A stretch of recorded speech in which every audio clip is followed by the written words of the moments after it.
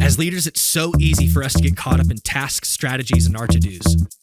But all of those things have no value if we don't know how to take care of the people we oversee. If strategies and tasks cause us to neglect our people, then no matter the results we're getting, they're worthless. So how do we lead at a high level, get incredible results, while still taking care of our people? Well, welcome to the Good Leader Podcast. Good morning, good afternoon, or good evening, everyone, and welcome to another episode of the Good Leader Podcast, a very spooky edition here on the Good Leader. We are recording on All Hallows Eve, Halloween. You'll probably be hearing this on your jog or drive to work a couple of days from now, so it may be November 1st, November 2nd. Whatever it is, though, I would be remiss if we did not discuss Halloween today, because here we have four very festive people. We're all dressed up, if you're following on YouTube. Not at all, actually. I mean, I don't know. Jess, is that an outfit, or is that just how you decided to go to work today? I'm just chilling, This is no costume. All right. The work from home life. Jess showed up as a Gen Z worker. Appreciate that. Lemuel showed up as a really cool youth pastor. And she is, let's see, she's kind of blurry right now. I think she is an approaching middle-aged mom. Excellent. Wow. Middle-aged? That is the worst. That's funny. Wait, is that not what that outfit is? That's what it looks like to me. I don't know. I hope not. I mean, I don't know. You got a bowl of cereal. A middle-aged Approaching. mom. I said approaching. I'm hold 28. On. I said approaching. My God. In that case, Jess is approaching too. Hold on. Well, how long do you plan on living? How long do you plan on living, Anj? Give me a number. At this rate, it sounds like I'm dying 90? tomorrow. No, hold on. Would 90 be a fair estimate? If I'm giving you 90 years, that's above average.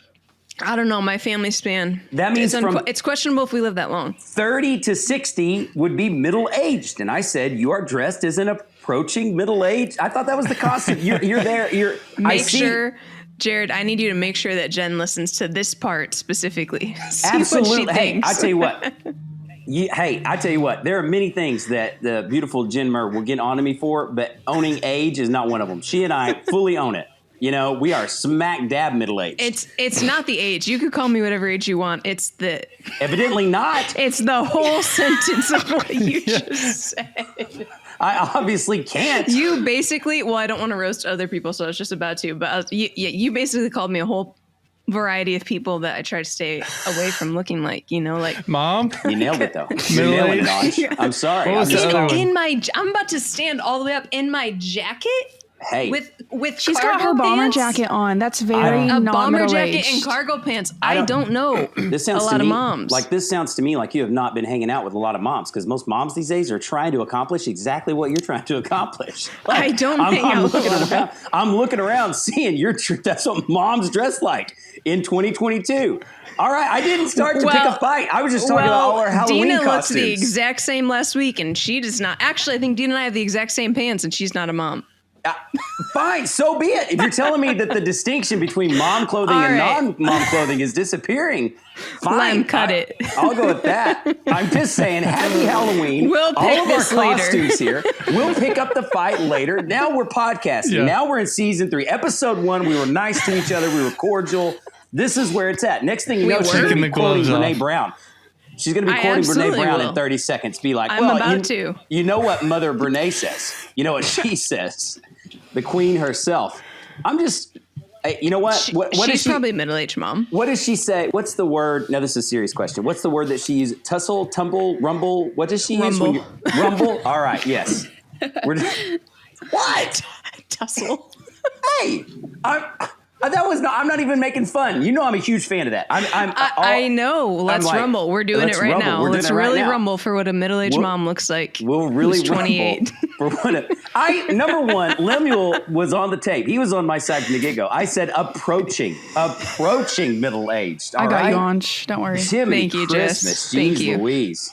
All right. This is why I can't be outnumbered. It's Halloween. I was going to ask, are you celebrating Halloween? I mean, Jess, she is not close to approaching middle age. She's probably got some big costume party she's going to go to. You got a big party tonight, Jess? No, I did that this weekend. So okay, I'm just going to drink coffee and watch American Horror Story all day. Oh, okay. All right. I'm into 50% of that. Lemuel, Anj, where do you fall? Where do you fall on Halloween? Here's my Halloween problem take? with Halloween. I don't need any more candy in my body, and I don't want people ringing my doorbell every 5 seconds. Maybe I'm just a grumpy. I'm a grumpy guy approaching middle age. I don't know. He is the middle-aged mother in this situation. Not Anj. Oh no! He dresses way too cool to be considered middle-aged or a mother. This is a trucker hat. It's kind of like sorry, all you moms out there. You're not allowed to dress cool. He's older than Anj. We dress exactly the same, and he's older than me. I know. Oh, so now I'm not allowed to learn and grow and be corrected? Hat. I came over to your side. I was like, oh, okay, cool. For Lemuel, you did. Jeez. No, from your leadership. I followed you. And now you won't let me. Thanks a lot, Anj. Wow. Allow people to change and grow. Anj, you celebrating Halloween? You taking your kids trick-or-treating? No, we're not doing trick. We're not doing trick or treat. I actually err more on the side Lem does. I'm like, I have young kids. Please, I actually put a sign up: do not ring the doorbell, or I'll come after you. So we're in that ballpark because Lorenzo will just lose his mind. But Liam's best friend, he's 4 now, so he has best friends, and everyone's his best friend. But his most best of the best friends lives in a neighborhood where the kids all do some parade. They like parade through the neighborhood. Okay. So we're supposed to go over to that friend's house today and watch him parade. Isn't that called trick-or-treating? I mean, no, it's not. So it's not candy. It's like a parade that they do. Oh, okay. All right. And then the kids can go trick-or-treat after, but they like, I'm confused about myself. I'll have to update you guys next time. Showing off their costumes? I think it's like showing off the costume. Who's watching? If all the parents are taking the kids parading down, who's watching? The old people on the street? Jared, I have a lot of questions. Again, I've never lived this suburban mom life. We just got invited. Shocking to your surprise. Be careful there. You have to change outfits. You're going to be a suburban mom. You're not allowed to wear I am going to have to change jacket. outfits. I absolutely do. Get me the Lululemon. I don't know where it's at. I don't know about the parade. But please don't start wearing Lulu. Lemuel. I'm not. So here on the scale, Lemuel's total fuddy-dud. Jess is young, living her hip happening life, partying all weekend, watching American Horror Story today. Anja's following the mill. Anja, I got to give you credit. I totally agree with you on sleeping babies. Please don't ring our doorbell. Please. I get that. Totally. If I'm always on the side of don't wake the sleeping baby, please, postal workers, UPS drivers, please don't knock on my door. Please. Just leave the package and go. All of the above. So I'm always going to err on the side of that. But you guys, I'm all about it. I'm all for it. Let's do it. Let's dress up. And as a firm believer in Jesus Christ, I sometimes get static from my fellow brothers and sisters because there's a big swath of Christianese when it comes to Halloween. Either we're all satanic or we own it completely. And I've been a part of churches where we actually had like a haunted house at church. Way back in my younger days. I've also been a part of churches that was like actually we had like a 24-hour prayer service on October 31st. So I've seen the big gamut. And here's where I fall. I'm all about it. I say, let's have fun. Here's why I like Halloween. Number one, I like dressing up. I don't even need a reason to dress up. I got a whole costume closet. But you give me a specific day to be silly and dress up, I'm in. Great. Kids love it. We like dressing up, like parade around. Great. You want to dress up? We'll celebrate. Let's make you a hero and have some fun. And then number three, in direct opposition to my man Lemuel over there on the other side of the plexiglass, I do not have enough candy in my life. Bring it on. It's a day where I can stock up on candy. Like, let's do it. I feel like I, as a parent, am always providing candies, snacks, goodie bags. I am always contributing. It's the one day of the year that I'm like, yes, please stock up, bring it on. Let's stock up. We don't eat it all at one time, but let's stock up and let's do this. Here's what I don't do. Now, today's topic is values. Believe it or not, this is just a gigantic segue. I'll be honest, we were distracted by Anj's direct opposition to being called either middle-aged or mom. I'm not sure which, or the combination thereof that really struck a nerve. I wasn't prepared for that. Outside of that, this was all a setup to talk about values-based leadership. Last time we talked about vision, and you have to know your vision. We talked about the distinction between vision and mission. Values then are how you live this out. So let's say if your vision, we want to change the world. Great. What's our mission? Ours at Paradigm Shift, to be more specific, our vision is to create positive change. Great. How are we going to do that? That's the mission. That's the what. Like, okay, well, what are you actually doing? Well, we help to unlock every leader's potential. That's great. Well, how do you operate both internally and externally? That's your values system. And this is where the Halloween, it's not a one size fits all. There's not an answer. You have to know your values and why you're living them. So you got to draw lines everywhere. Leadership may be just figuring out where to draw the lines. That's a lot of what leadership is. Where do we draw the lines for our family? Where do we draw the lines for our organization? Where do we draw the lines? What is acceptable? What is unacceptable? What is in the yellow area? There's a great activity, just to throw it out there. If you're ever needing to have conversations like these, if you are wanting to do what Brene Brown does, which is rumble, have healthy conflict, a great activity. Sometimes people just need tools. And there's a great tool called Red, Yellow, Green. We use it when we're trying to create full value contracts. You can do it at a retreat. You could have it even just one-on-one, red, yellow, green. You could even do this like in your marriage. Say, hey, what behaviors right now are red, yellow, or green? Red being, no, this is across the line. I do not like this. This is causing me turmoil, or this is an unhealthy practice. I don't like it. I don't like that we're doing it. Then yellows, of course, are the questionables. They're the yields. They're the maybes. And then greens are the go ahead. We like it. Green is go. With all of this, then we're trying to decide where to draw the line. So here's where we draw the line on Halloween. And then we'll talk about why this matters for values-based leadership. Now, once again, this is just Jared Murr speaking on behalf of Jared Murr, not the Good Leader Podcast or Paradigm Shift in general. But for us at the Murrs, I like dressing up. I see no problem dressing up. I think I dressed up for homecoming. I would dress up for prom, and I dress up for Halloween. Great, dress up. So I got no problem with dressing up. What's Halloween? I got no problem with candy. Great, we eat candy 365 days a year. I got no problem with candy.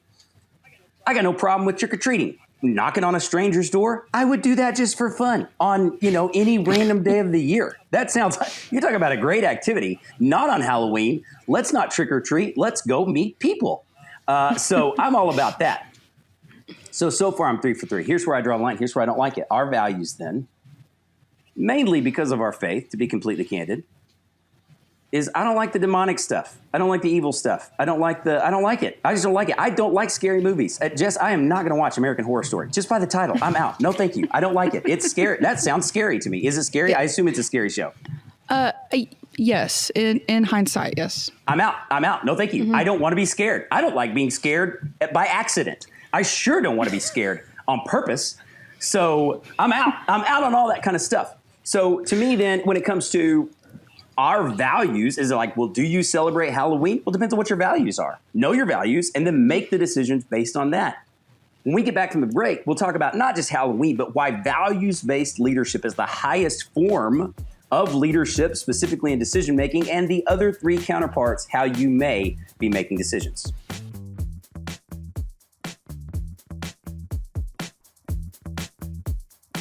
Welcome back. During the break, if you'd like to follow us at Paradigm Shift, Jess, where can we follow everybody? Is it at Paradigm Shift Leadership still? Is that the best place? Yes, it is. Yes, sir. We'll try to throw in some outtakes, because what you missed on the break off air was maybe some of the best stuff. Anj, former employee of Paradigm Shift, she decided to move on to greener pastures because she doesn't like the way that I've classified her as approaching middle age. And we'll put up a poll. I'd love to put up a poll. We'll throw in a question there. When does middle age begin? When does middle age begin? Is it an age? Is it a mindset? Is it a contributing factor of acts of life? Like, what are you doing with your life that makes it? We are in full-on debate, and I'm curious what you all think out there, because I struck a nerve with Anj today. I struck a nerve with Anj, and it's just I was just talking about her Halloween costume, and it just went derailed. If you've you ever strike had, a nerve, you strike a nerve with me every day. So this is nothing new. That's true. That's true. But I really struck it with that. All right, values-based leadership. Now, the reason to me that it's important, and we're going to go back and forth here. So I'm going to give you my overview. I'm going to answer a question that Lemuel brought up in the show notes that I think is a really good place to start with this, and then we'll wrap it up with some rapid fire Q&A, just chit chat. I want to see what you all think. But the real question, I said leadership then is about drawing the lines. It really comes down to decision making. I think actually, if we're really going to have a conversation about leadership, and we've done this on the show before, you've really got to talk about decision making. That may be the essence of what it is. If you want to achieve more, if you want to grow in your opportunities in life, learn the art of decision making. Now, I say art because I don't think it's an exact science. I don't think that you can say, well, here's the book on decision making. I think it's a myriad of inputs that comes with one part confidence, comes with one part sometimes experience. That's why we do like to have experience in roles. It's not that we want to look down on people because they're young, but it's because sometimes you've experienced these types of decisions before. But if you're sitting out there and you're like, okay, I don't know how to grow in my job, or I want to, I want to climb up the corporate ladder. Decision making is where it's at. You get paid to make decisions. That's what it is. If you want a promotion, you're going to get paid to make decisions. Mm-hmm. If you are wanting an increase in responsibility, be ready to take on more decision making. Mm-hmm. That's really what it's about. So then, if leadership is influence and decision making, that sort of mix,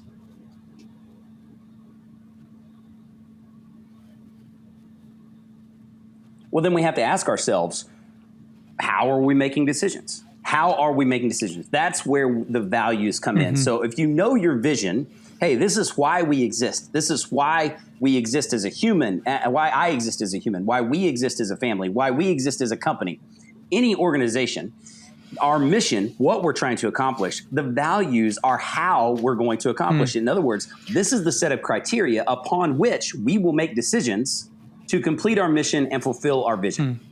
That's the walkway.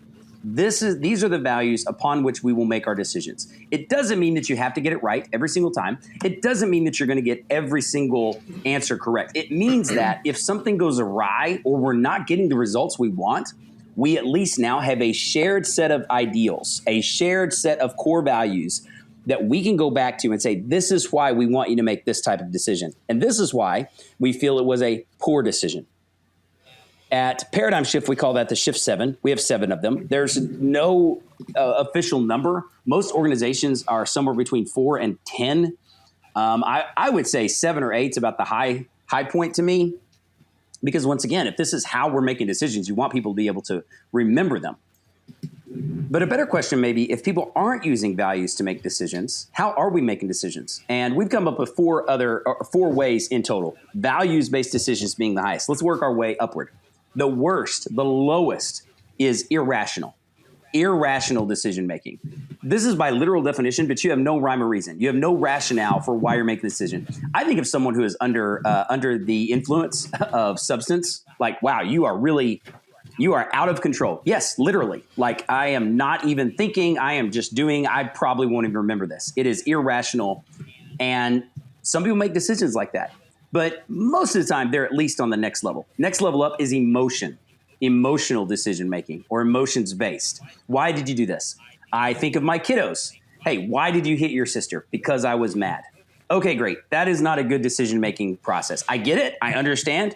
Anger is a completely fair emotion. You are allowed to feel angry. This is where we have to, I'm not a psychologist, but emotions are allowed. Like, I am allowed to feel this. I am allowed to feel any emotion. Oftentimes, I think we can't even control the emotion that we feel. I feel anger. I feel sadness. I am frustrated. I am happy, whatever. I can't control the emotion, but we have to learn to manage our decision-making within that emotion. And sometimes that means like, hey, I am angry right now. I need a break. I am not going to make any decisions. I am walking away. I am taking a break. Hey, I am pretty down right now. I don't want to make a big decision. Yeah, absolutely. This is where I would think a lot of mental health and mental health awareness falls in, because you don't want to make decisions necessarily when you're in that place. Like, I am unhealthy right now. I don't want to make that decision, even if it's 5 minutes or 5 hours or 5 days, whatever the case is. Because emotion-based decision-making almost always goes awry. It's rarely the right thing to do. Even on the high notes, I was super, super excited. So I bought this brand new car.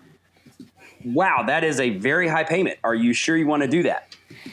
Have you made any notable emotional decisions recently? Absolutely. Yeah, absolutely. Recently, I made a really hilarious joke, and I'm really bad about this. Sometimes I think of really, really funny things, and so I like people to like me. I like to laugh. I make these funny jokes. This happened to be about Halloween, so I made a Halloween joke, and maybe not the best decision. you know, maybe not the best decision that I made. If I had to do it again, I would probably, do something else, not let the emotion get the better of me. I would have stopped while I was ahead at my other 2 jokes, which landed hilariously, and I would have kept going. But like I said, you're not going to bat 1,000. You're not going to be perfect every time. That's funny.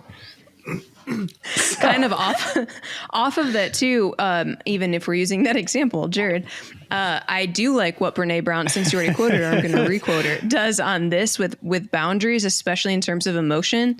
And even the way that I've tried to use correction as well is like, if I'm talking to Jess, it is okay that you were upset in this meeting. I was frustrated as well. You were frustrated. You had a right to be frustrated.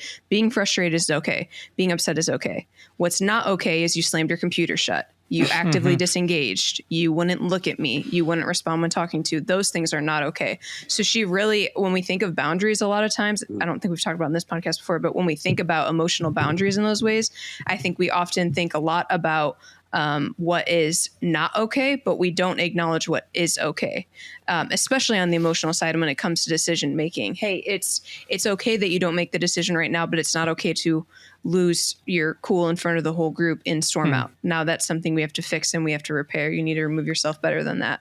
So I have found that to be super helpful, especially as we are engaging in more emotional regulation and things like that, emotional health, really. That's a really helpful way to go about it as well. Yeah, and you're exactly right. And honestly, if we're going to throw in a book there, I think Dare to Lead by Brene Brown hits on a lot of this. Maybe not directly. I mean, it's the exact conversation that we're having.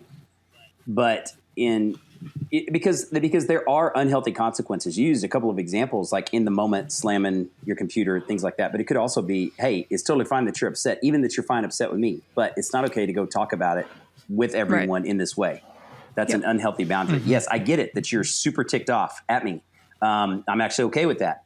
But now we have created this gigantic problem. Instead of setting healthy boundaries, allowing for emotions to take place and moving from there. So that's all. Emotional decision making, I think, is huge. That's why it's on the list. That's why I think that many people, I think that if we honestly, if we take that bar too far, we allow emotion-based decision making and we call it healthy. And I'm like, I don't think that's healthy. You know what I'm saying? Like, well, this is just me. I just fly off the handle. It's just me. Well, okay. The emotion's totally fine. Flying off the handle, though, that's immaturity. Mm-hmm. You are handling your emotion immaturely. And so I get frustrated sometimes when I hear that kind of language, that it's like, well, it's just me. I just can't deal with it. Well, okay, cool. I'm totally cool with not being able to deal with it, actually. That part, absolutely. But let's own that emotion, figure out how you can deal. What do you need? What boundaries are in place? And then let's make some better decisions. Honestly, that all really lends itself toward values-based decision-making, which is the mountain we're climbing toward. Not valuing, okay, I value a healthy work environment, therefore I will not make emotion-based decisions. Therefore, we will create healthy boundaries for healthy conflict. But in between, values-based and emotion-based is one more, and that's what we call contemporary.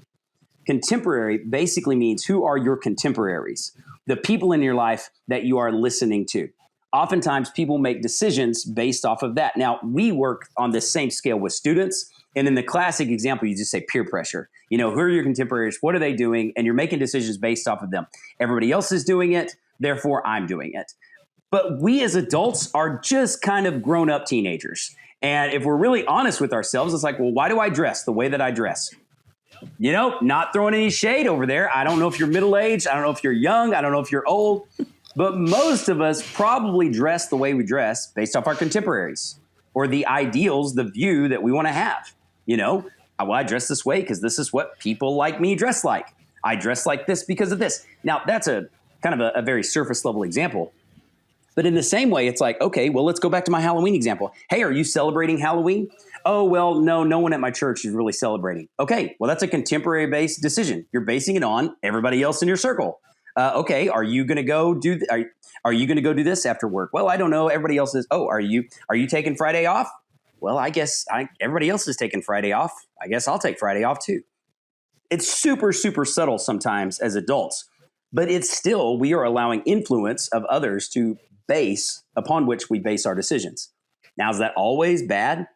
Not necessarily, as long as values-based decision-making. So values-based decision-making, this is where I do think that we can learn from others. We can grow. It's not like we have to live in some sort of silo. But I know my values, and then I might have a role model or a mentor or someone that I'm looking toward, and I seek advice on like, oh, this person's doing this because we share values, and we are based on that value system. I'm going to wrestle with this question with this contemporary and therefore come to a decision. That's different. That's values-based decision-making in which you are reaching out to advisors. Those are the 4 ways of decision-making that you see, that we see a lot. Either, well, we're going to do this because everybody else is doing it. I went to a conference. I heard the fastest growing companies in the United States are doing this. We're going to do it too. I heard this. We're going to do it. Right? We got to change the way we do it. That's contemporary-based. Emotions-based. Oh, man, I got some bad news this morning, and I'm very frustrated. And so let's change everything. That's emotions-based. So those are the 4. I don't know how that lands with you all, but if you want, I guess, some good homework as a leader, is just knowing that scale and thinking about, wow, instead of just thinking about what values do we have, it may be even better to back up a step and say, well, if we're not acting according to these values, where does our decision-making process come from? Does it often come, are we just counting on contemporaries in the workplace? Like, well, we're just hoping people teach each other how to make decisions. Is it emotion-based? We kind of let everybody do what they want to do. You've got to think about that scale. I think this is super helpful because when I have found myself in moments where I've had to lead a team or even lead a couple people, I have felt the pressure to maybe have rules-based leadership. And before this, doing research for this podcast episode, I wasn't not aware of the term rules-based. I had heard the term values-based leadership, and I know that having a set of values that align with our team is important. But it made me think of a few moments previously where maybe there was a problem and one of my team members would approach me and say, hey, we've got to fix it this way. And generally, their solution to the problem is to create rules or to create a system so that it doesn't happen again. But it reminds me of when I'm leading a team, I can point people to values to maybe correct something deeper than just creating a system. And to me, that's how we can facilitate healthy culture on our teams. Someone told me one time that he said, you're probably a 7, meaning like talent or skill wise. He said, you're probably a 7, but he said the people who understand values and culture can lead people who are 10s because, and I think he was speaking about this kind of values-based leadership. What are your thoughts on that? Well, I really like it. Not the last part. I'd love to dive into the last part. That's pretty interesting. But because I don't think that those are synonymous. I mean, I think you can understand culture and values and be a 2. Okay. If you're talking about like a scale of 1 to 10. You know, like I can understand culture and be a real a-hole to people. Well, you're probably a 2 then, as far as leadership goes. Especially, actually, you're probably 2 because your arrogance in the way you think you understand culture. Like, oh, I really get it. I'm really good at this. I think. Anyway, so that's. I think he meant neither here nor there. I think he meant leading within the culture, the desired culture of the organization. But well, it could be either way. My point is, I do like that because I am a big fan of John Maxwell's Law of the Lid. That's kind of, I think the connotation I'm taking there, that it's the law of the lid is basically you put a cap on your leadership. You can put any numeric scale to it, but the idea that I should always be growing. If I'm currently a 7 out of 10, I should strive to be an 8 or a 9. I should keep growing. Oh yeah. And the idea there is, if you're a 7, you're probably only going to lead people that are also up to a 7. In other words, it's hard for a 10 to be led by a 7, that people outgrow you.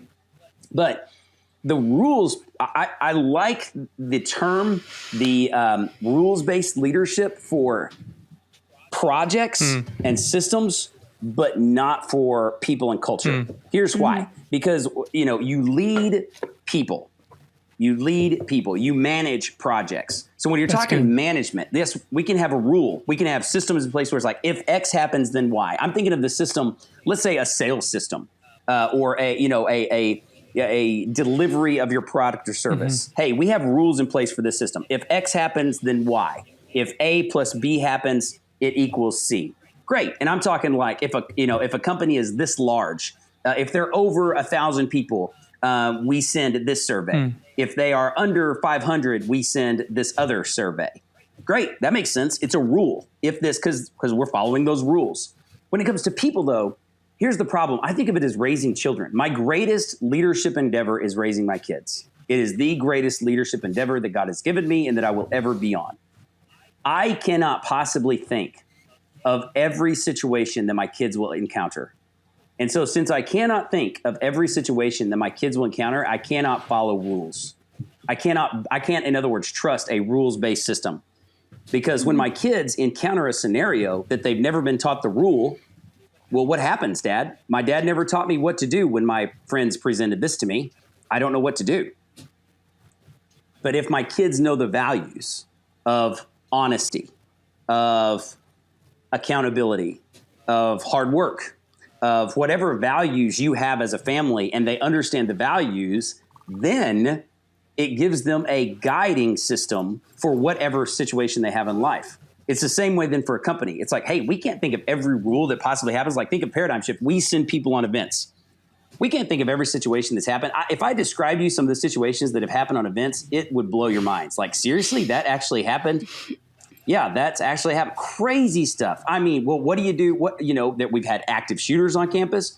We've had people approach people inappropriately. We've had people approach students inappropriately. We've had people approach our team inappropriately. We have had people that have hired us, staff members, approach our team inappropriately. We've had all kinds of crazy stuff. We've shown up to hotels that are out of business. We've shown up to the wrong address. We've shown up it's been like all sorts of cockamamie things. So our values then, the Shift 7, expect greatness, pick up chairs, be fiercely inclusive, stay above reproach, do hard things, have fun, move mountains. As you listen to those, values have to be specific enough to mean something, but broad enough to be interpreted. They have to be specific enough to mean something. Like you can't just say, hey, do the right thing. Okay, that's very broad. Like that's too broad. It has to be specific enough to mean something, like stay above reproach. Well, stay above reproach to me means, hey, if you're encountered with a gray area of morality or ethics, the goal is to stay above reproach. Hey, I'm not sure if we were supposed to turn in that receipt or not. Well, stay above reproach. Turn in the receipt. Hey, I'm not sure if we were supposed to leave at 4 or stay till 5. Stay till 5. Stay above reproach.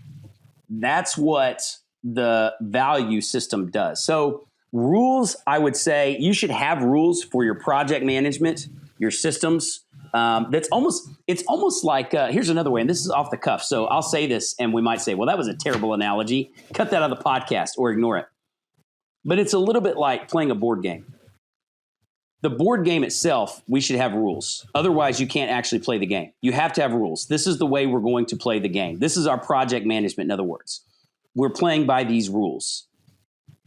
But I can know the rules and be a terrible player, a terrible person. Like, wow, you are no fun to play this game with for a lot of reasons. Either you're a sore loser or you're a sore winner or you're a cheater or you're whatever. That's the values-based principle. It's like we all know how to play this game, and you're a really good player because you're following the same value system we are. And that's to say, and in the last part, which we could springboard off this forever, hey, sometimes the value is competition. Let's be ruthless. Let's be cutthroat. Like we're playing the same game of basketball, and in one environment, like when we're playing pickup, it's pretty competitive. I mean, we're trying to win. Great. When I'm playing pickup at my family reunion, it is not competitive. It is 100% inclusive. I'm trying to get everybody involved. I don't care who wins. That's management versus leadership. It's rules versus values. So that was a super long answer, but I thought that was a really great question because I think sometimes people think they're going to solve their problems by creating rules. And the trouble is you're never, ever, ever going to create enough rules. That's helpful because I think I've confused leadership versus management, but to see that kind of play out how you described it was really helpful. Awesome. Thank you, Lemuel. I also think this is kind of a hilarious plug, but I would imagine people listening to this may be in this world. I've been on the opposite ends of both of these things where you're in just higher leadership and you're trying to drive culture. And I've been on the other end of like HR. And those are two, it is wild because it's two sides of the exact same coin. They both play a part. And I think what I appreciate about Paradigm Shift, and even in like Jared, your leadership in this as well, because I've been a part of teams where HR, I remember when I was in school, they used to say, work for companies where HR has a seat at the table. And I never understood that. I mean, I just did not. I was like, okay, cool. That's ingrained in my head, but I don't know why. I obviously know why now, because you really need both parties to establish that coin and keep the coin consistent, keep a penny. If we go so far, like if Jared and I are talking way to vision, which I think we could both do, and get so far out there, sounds so good to us. This actually happens a lot. And then I go and talk to Abiel. It's like, oh shoot. Yeah. Okay. Well, I didn't think about that, or I didn't think about the fact that we've told everyone else this, or both things. On the opposite end of the spectrum, on the HR side, you can get almost too rules-based, like what you said. Well, clearly this is a problem. Let's establish it for everyone. No, clearly, I think this is one of the biggest lessons I've learned. It's not actually a problem. It's an individualized person problem. We need to talk to that person. It's not a culture problem. It's a people problem. And you really don't know where the spectrum is unless both parties are willing to work together. I think we're seeing that more and more in culture, but I think there's still so many cultures where HR is just back end, paperwork, no decision making, no voice, no input, or vice versa. They're running all of it. And it's just this crazy tight ship that we've kind of even lost a little bit of the culture we originally had in. And so using both people, I think, is just a good plug that I wanted to say there, because I've personally seen it make such a difference and better both parties. Absolutely. And, you know, in all of this, let's go back to what we said. It's art, not science. In all of this, it really is. When it's a value-based leadership, and I mean, maybe parenting is my best example. So shout out to all you parents out there. It is not easy. Even if we know what we want, we can understand our values. It's an evolving world. The things change around us. That's why the rules-based doesn't work. It's like, well, what does it mean to be honest? What does it mean to have integrity? What does it mean to be a hard worker? What am I trying to create in these little humans? And it's difficult. It's art. And that's why, I mean, with parenting, I do think that there is no one way to do it. I think that we can have some big truths like, well, you should know your values regardless of your parenting style. What value are you trying to teach here? What value are you trying to instill? I could say the same thing for companies. Well, hey, there are lots of ways to lead successful organizations. What are your values and what are your guiding principles? So as we wrap all of this up, Jess, please give us a plug. You have the costume of the day. You're the winner. You nailed it. Gen Z worker. Where can we learn more about leadership and cross-generational leadership? You guys can check out Paradigm Shift on pretty much every single social media platform that exists at Paradigm Shift Leadership. You can also buy Jared Murr's brand new published book at www.jaredmurr.co. JaredMurr.co. Don't call me calm. Until next time, enjoy the people that are around you. If you celebrated Halloween 2 days ago, I hope you enjoyed it. If not, get ready for next year. Don't be a fuddy-dud. Go out there, get some free candy, know your values, and be a good leader.